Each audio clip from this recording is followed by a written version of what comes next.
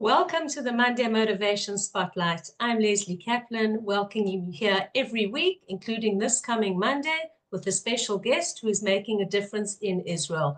Today, our special guest is a friend and colleague, Vivienne Glaser, who is an entrepreneur. She's very big into social entrepreneurship, and she's also the name behind what many, in fact, tens of thousands of women over the years have known as the Kinneret and swim the Kinneret. Vivienne, welcome to our Monday Motivation Spotlight. I'm delighted to have you here today and to share with all our colleagues, friends, and viewers exactly who Vivienne Glaser is, everything behind what you're doing. Welcome.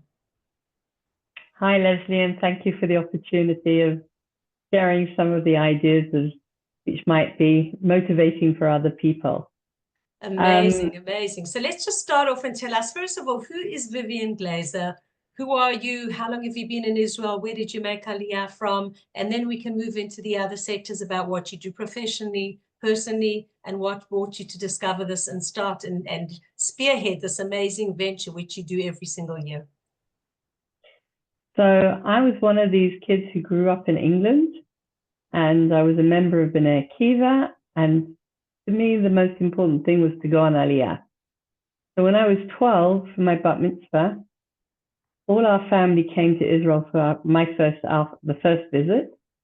And at one time, we spent 5 days on Kibbutz Lavi up in the north. And I literally knocked on everybody's door and asked somebody to adopt me so I didn't have to go back to England. And then I found a family that said they'd have me. So I slapped them off to meet my parents.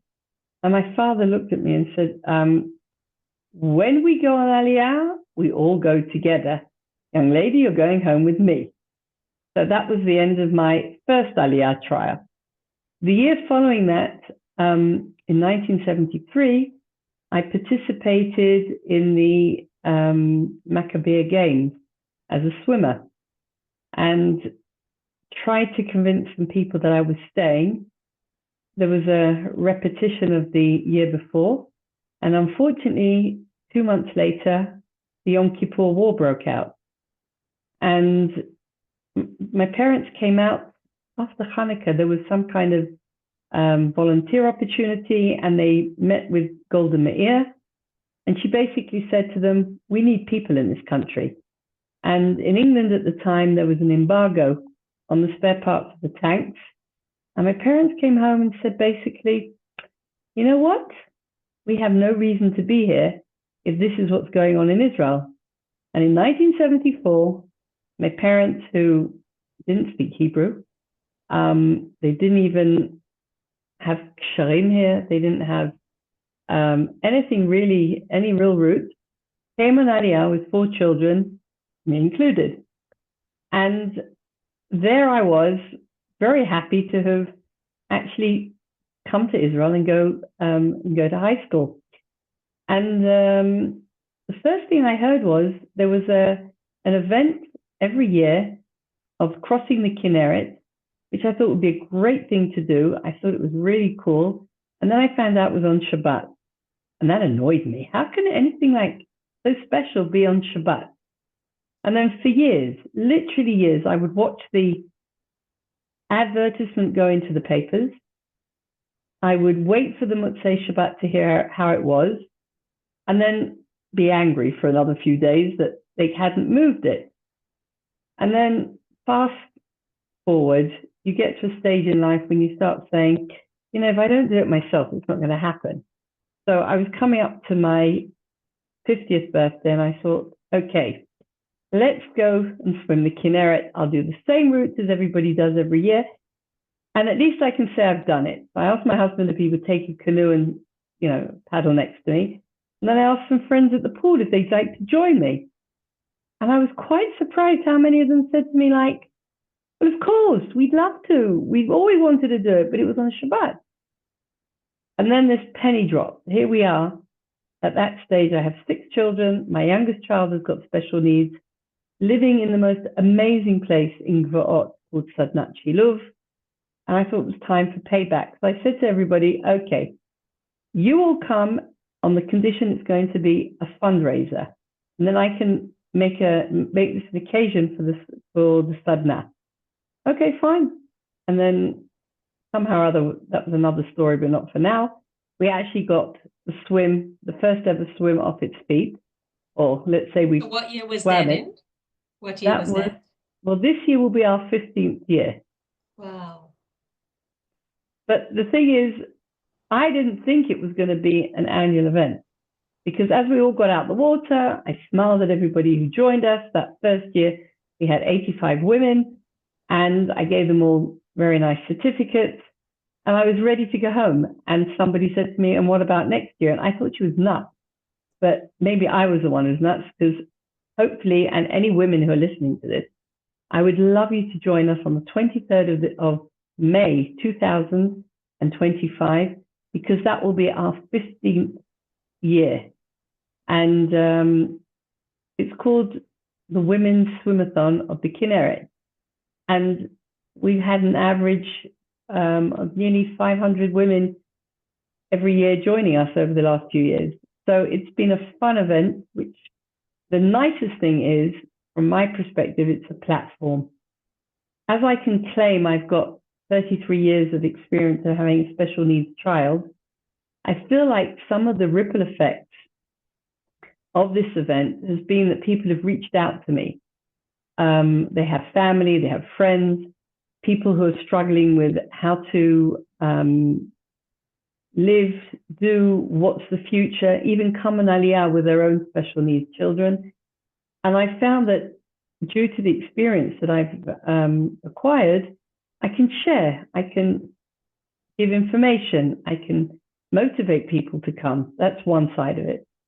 Another side of our event is, first of all, it's not a race, which is very important. It's an open event, no rules. You just got to get out, you've got to get in and you've got to get out safely. But from the perspective of what do you wear, if you want to wear your flippers, if you don't want to wear your flippers, if you want to wear goggles, whatever you like, even want to wear a life jacket, it's fine by us. As long as you can swim and you're going to be able to enjoy yourself, join us. And I've found over the years, sometimes it's really amazing. I get these phone calls, very like a meek voice. Hello, is that Vivienne? So I say, oh, yes. How can I help you? And then when I hear this, I said, oh, you want to sign up for the swimathon? And then the voice says, well, how did you know? I said, well, of course you're going to. What's the problem? And then I start hearing all their problems, why they think they can't come. And what I'm saying to them is, look, swimming is a technique. All you have to do is learn the technique. But for the fact that you're already asking me, I'm ready to register you. And I can't tell you how many people just needed that extra push. So welcome. And as I say, there's a few movies on YouTube. It's fun. Join us. Right, and I can actually testify to that I joined it, I think it was 6 years ago. If I look back at my social media posts, I'll be able to see. And I had a phenomenal time. I had this once-off goal that I wanted to do it, but I definitely think I'll be doing it again in the future. And I have actually made a note of May 23rd as well. It was incredible. Firstly, just, the personal challenge of doing it, which I think is great. And as you said, there's no race. It's just setting to ourselves what we want to do. But the fun, the whole comradeship, and it's not just about the swim. Maybe tell everybody, and I saw from what we did before, if you're still doing it, there's a whole lead up to it. And you have an amazing entertaining program the evening before. And then you have the picnic or the lunch or brunch or whatever it's called afterwards, and activities. You want to tell, people a little bit about that? Okay, so first of all, what's most important is we have handicapped children who join us. And right, I saw that too, and that was incredible. I think the fact that everybody gets this idea, they're motivated, it's a personal challenge, a personal goal, and they can do it. There are two routes. If I take my hand here, and I said this was the whole of the Kinneret. So route number 1 is 2 kilometers from here to here, and route number 2 is 4 kilometers from here to here.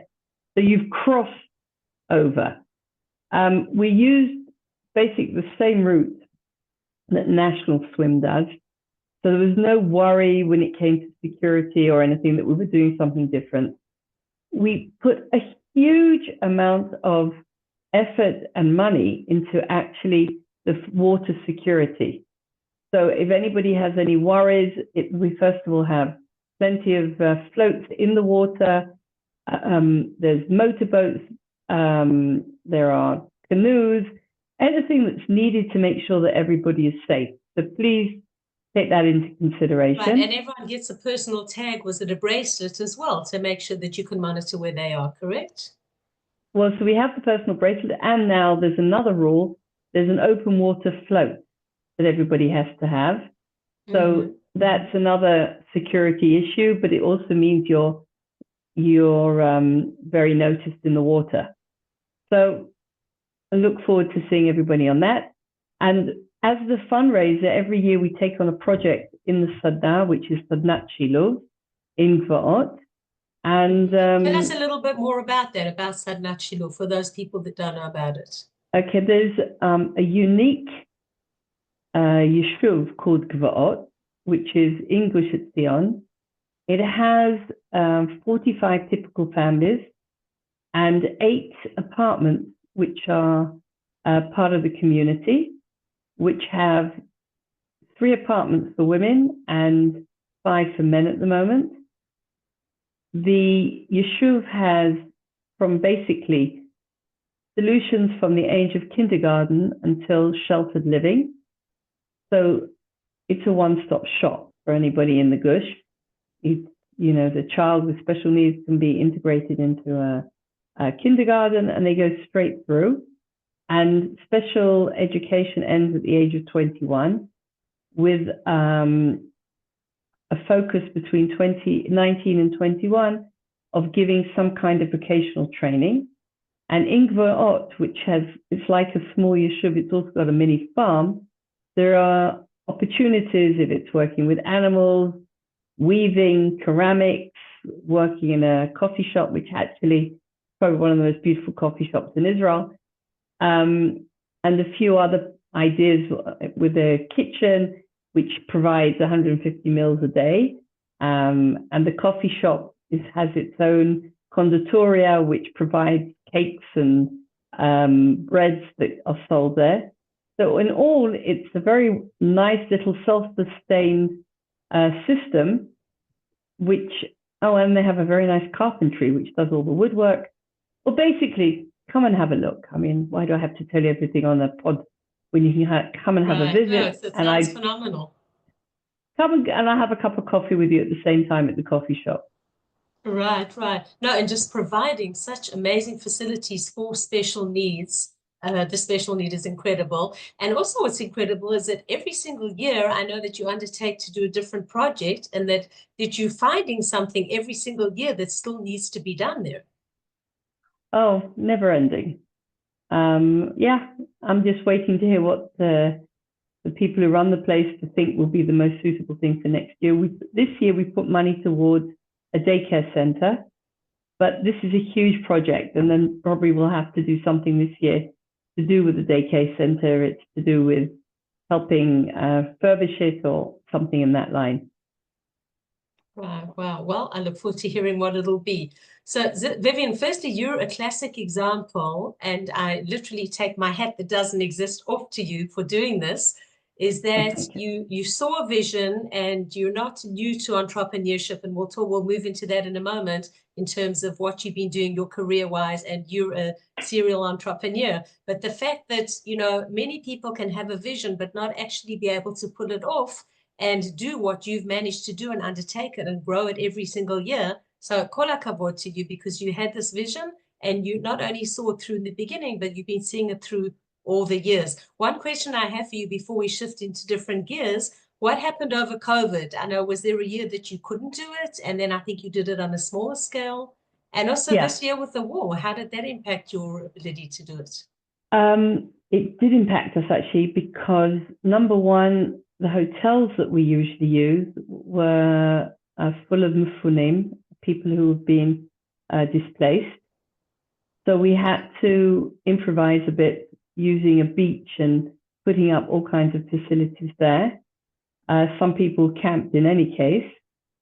Also, another, for me personally, which was challenging, there must have been about 10 women who either had lost husbands, sons, or son-in-laws during that prior to that. And being also in the middle of a war, we had to tone it down in a way that it was respectful, but at the same time very successful. And there's an amazing team that work on this. And it was we just, thank God, managed to put on something that worked. Well, how many people are involved in your team every single year in order to get this through? Well, we're a very skeleton team. Well, there's 2 of us who are volunteers during the year. My co-partner Liz and Push It. And then there's somebody who does the social media, somebody who does the actual event, somebody who does events. And afterwards, we have people who are involved with the sadhana who on the day itself volunteer and help with every aspect of it. And actually, my kids and grandchildren, they're very good at packing bags and giving things out and making things work. They're actually quite proud to be there, so it's good fun.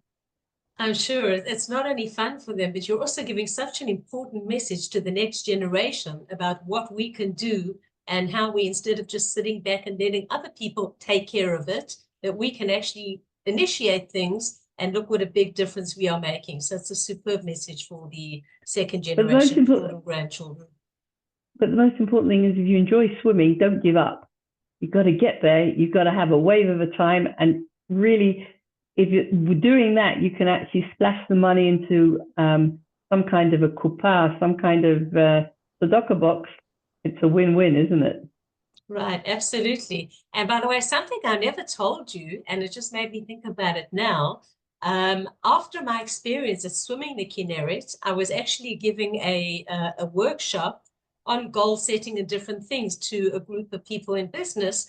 And I actually created a presentation saying what I learned from swimming the Kinneret, you should know, because I just learned so many things from it, just about myself, my abilities. And while I was swimming, you know, when you're in that water there, it's not just exercising, but it's this peaceful time where you've got the water around you, a beautiful view, and just time to think and do. And I actually learned so much from that time. So just you should know that I created a workshop on it, what I learned from swimming the Kinneret. Okay, that's good to hear. So maybe you can motivate some more people to join us. Right. No, could be, definitely. All right, let's shift into a different gear now, because that is your claim to fame, amongst other things too. Tell us about what you've been doing career-wise. You're a woman in business, an entrepreneur. Tell us about what you do and who you impact, who are your clients, or not their names, of course, but what type of clients, and share with us a little bit about that. So one of the things I learned very quickly is many times when people sit together for business opportunities, they all can speak in English, but they think they're speaking English, but they're often, when they're all from different countries, they're speaking culture. And due to the fact that they're talking culture, many times there's a lot of misunderstanding. And I created a service, a very boutique service, where I would take CEOs of companies into foreign countries and help them bridge the cultural gap and just try and make things go smoothly, bringing in sometimes investors or other companies which would be part of a project, but always trying to work behind the scenes to make people understand each other so they can be empowered, interested, and happy to create the opportunity together with other people. Wow, sounds interesting. So what type of clientele do you work with? It has to be a successful company, because then they're not under financial strain to make things happen. And if you go into countries like India or African countries, time is an element.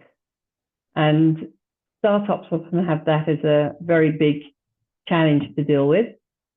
It's been very varied, but the most important thing is understanding the concept of the project, where they are, where they want to go to, and who are the people that are going to join forces with to make the actual business develop.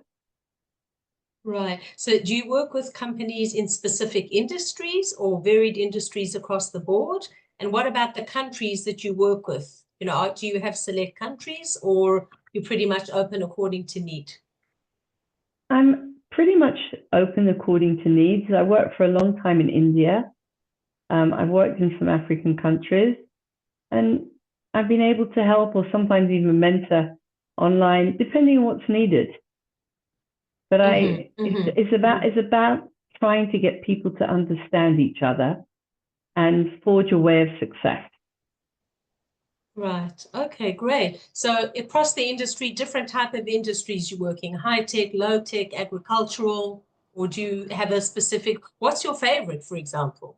Is there an industry that you enjoy the most? I'll tell you what I've enjoyed most is when I've worked in countries where people were born there, they went abroad from their birth country to study. They were very successful in whatever country they went to, and then they wanted to come back to their original countries and create impact and bring back from what they've learned to empower their own population and leave a footprint or a legacy that would show their appreciation that they had an opportunity to come back and give back. And I think I'm now at the stage that I would be very happy to find a really interesting legacy project, which could be done here in Israel, and go through with making it happen. I'm not the front for these things. I know how to stand behind the person who has the dream and just make it happen as smoothly as possible. Maybe there'll be a nice idea out there. Somebody wants to have some kind of impact in Israel now that they would like to leave as their legacy. I'd be very happy to help them. To help them. And as you've shown us with your other ideas for social entrepreneurship, you definitely know how to make things happen. But we try. And if you get a good team, you've succeeded, thank God. You've succeeded. Well, when you have good people and a good team, then you can make things happen. Right, amazing. So you mentioned the word Israel. Let's move back into Israel now in terms of our beautiful little country. You've been here for many, many years. I actually didn't realize you had been here as long as you did. You still sound totally British, not Israeli. So I assume you got to speak English at home, and I don't know what you speak to your children, grandchildren, probably a combination. Tell us a little bit about, or actually, do you want to answer that? Well, I just want to say that somehow or other, if you keep a nice British accent, you sound educated. Okay, that is true. And there's nothing like a classic British accent. You sound polite, and many people will want to work with you too. Absolutely. So maybe I've just improved on my accent while I've been here. Right, could very well be. I didn't realize you had actually done high school here and literally gone through the entire ropes. Yeah. So I've been there, done that. I have the T-shirt, and I can move in many different networks because of that. Having grown up here in high school, but at the same time maintained all my friendships abroad. So that's made my life much easier. Right, absolutely. And I'm sure the amount of connections that you've built up over the years is phenomenal too in these different areas, which can aid you and your clientele and all the organizations that you're serving too. Yeah, I'm very grateful for them. Okay, amazing. Tell us about as I said, our beautiful little country, the Israel of today compared to the Israel that you knew all those many years ago when you made Aliyah. Yes, you were a child then, you're an adult now, you brought up your family here. Any funny stories, anything you'd like to share with us, or memorable moments that you'd like to share with us about living in Israel? Well, one of the most interesting one was that we lived in the Tanya when we first came. And at that time, probably the most valuable commodity anybody could have was a telephone in their home. And to get a telephone, you had to sign up. and you had to wait. I mean, this was like waiting for gold to knock on your door. So my parents had some friends who owned a very huge company in America, and he would go downstairs, literally to the street, go to a public telephone, and I don't know if you would remember, but at one time you had to feed the phone with an asimon, which was a coin with a hole in the middle. And he would come with kilos of these asimonim, and he would run his business from the road in Netanya. I think at some stage he must have run out of asimonim, or Israel just couldn't provide him with the amount. But at that time, it wasn't, it was like another amusing thing that you had to contend with. And I must say, when I look at what was around and I'm looking at grandchildren WhatsApping photographs or sending messages in real time, I'm thinking, my goodness, things have changed. Things have definitely changed. And, you spoke about the asimonim and everything. I remember those so clearly. I've been in Israel now almost 35 years. January will be 35 years. And I still remember my first 6 months at Merkaz Klita, the absorption center in Jerusalem, and having to use these asimonim. And firstly, not speaking the language. I barely knew a word of Hebrew in those days, and not knowing how to manage the asimonim. I had many tears flow about that whole story. But so that I definitely remember the asimonim and even the phone booths on the side of the road. I mean, I'm very sympathetic because my Hebrew was lousy, particularly when I got there. And I remember once I went to Tel Aviv and I needed to get on, if you might remember, there was the taxis or buses, the taxis that you filled up were called a shirut. And I needed to find the shirut to Netanya. So I went from taxi to taxi and say, where are the shirutim to Netanya? Where are the shirutim to Netanya? And I never got on one that day, which was very frustrating. Right. The difference also between shirut and shirutim.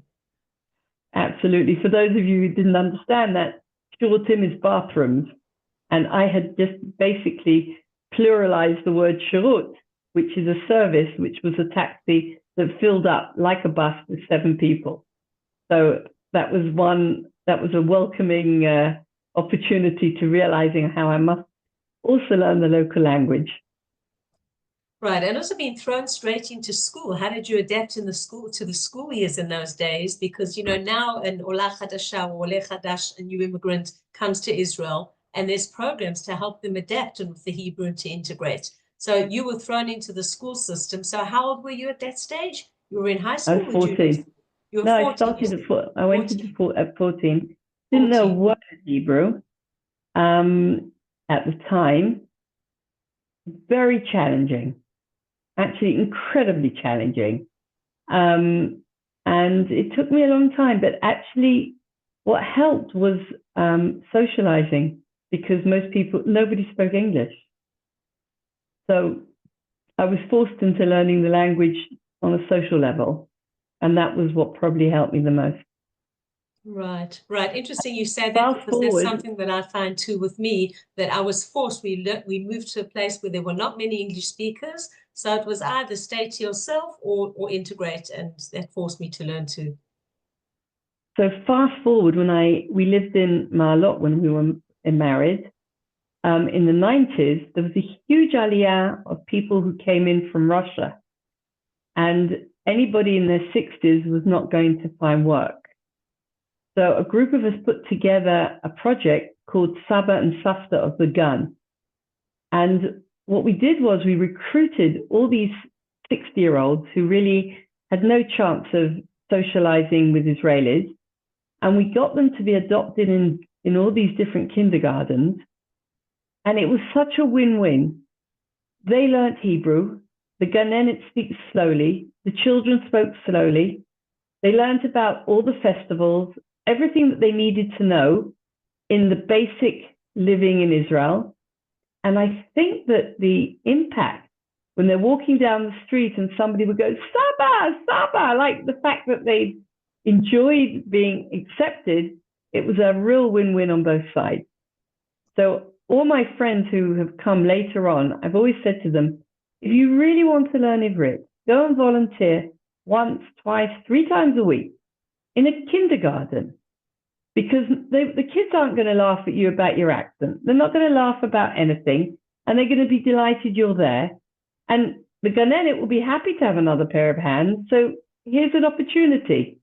So if somebody wants to feel that they can share that, that's also good. Right, no, that's a superb idea. Yeah, I think the integration is so important. And you've really got to feel the country. Many times, which is understandable, the typical is to go into your own society that you're comfortable with, which I understand. Coming in Aliyah, if you don't have family, you definitely need support. And kol hakavod to anybody who has found that coming to Israel is a thing for them. But you need to learn the language, otherwise you're just missing out on something. So it's worth making an effort. And sometimes volunteer positions can be something that you're exposed to in a different way, which can give you that extra language. You can acquire some extra language skills. Right, absolutely. And when you volunteer, as we all know, it's a win-win, is that often the person that's volunteering gains more out of it than the person receiving, but it's a definite win-win on both sides. Absolutely. Right. All right, great. Well, summing up, we're coming to the end of our time now, and it's been wonderful having this conversation with you and learning who Vivienne is. Moving forward, Vivienne, for the future, what is your vision for the future for yourself, for your work, beautiful work that you're doing, volunteerism with Sadnat Shilov, as well as the wonderful work ongoing? You want to share with us what's beyond the scenes for Vivienne that we don't yet know? Well, I think that it's not about me. We're going through a very, very, very challenging period. This is over a year of a war. There's got to be huge changes within the country. I totally believe that one of the things that's going to make a change is that families who've now suffered terrible losses, people who've been injured, and it's going to be very, very challenging for them with their lives. I think that together, many of these people are going to be able to have they're going to share the need and strengthen one another to create something new here, something different, where it will be Am Echad. And it's not about religion, it's about strengthening and rebuilding this country to be what it really should be. And I just pray that from this terrible challenge that we're facing, something new is going to grow with incredible strength. And we should all be able to hopefully pray to see the hostages home, a long-lasting peace, and very fast recovery to all our injured soldiers. Amen, amen, amen. Absolutely. I think that there's no going back what we've all experienced this year. And as I mentioned at the conference that we just had this week, no one's been unaffected. Every single one of us has been affected from it, some sadly more than others. But it was like, and I'm not comparing this to COVID, but like once COVID set in, there was no going back. Even after COVID, things were taken on that people continued throughout. It wasn't going back to pre-COVID ways. So likewise with the war, Bezrat Hashem, yes, that we will see this massive change in the country, that things will take place, and on a social level. And people like you, Vivienne, all these entrepreneurs and people with a vision are people that can, also initiate and make things happen. So, Vivienne, I thank you so much for this time together. I've certainly had a wonderful time listening to you, sharing with you, and hearing about your ventures and future ideas. And I've no doubt our viewers and our listeners will too. I just want to remind everyone that you've been listening to the Monday Motivation Spotlight, that this podcast was started as a result of the war in order to, on the one hand, inspire and motivate us, to get through this difficult situation. And on the other hand, to do exactly what we did today, to give exposure to amazing people, whether it's business owners, individuals, organizations, or nonprofits that are making a difference. And today, Vivienne, you were definitely another example of one of that. So thank you so much for being with us. I would also like to thank our co-hosts, ACI, who are behind this program. And just a quick announcement, the Monday Motivation Spotlight is going on vacation for 2 weeks. So in this time, please make sure, have a look at the YouTube channel, our Spotify. We've had amazing guests over the last year, and yes, it's been going through for a year. So during this time where we aren't here to join you with a new episode, just for 2 weeks, only 2 weeks, I invite you to look at the YouTube channel, the Spotify, and to look back at some of the amazing people that are building this wonderful country. Thank you again, Vivienne. Thank you again for listening to us. I'm Israel Chai. Have a great day.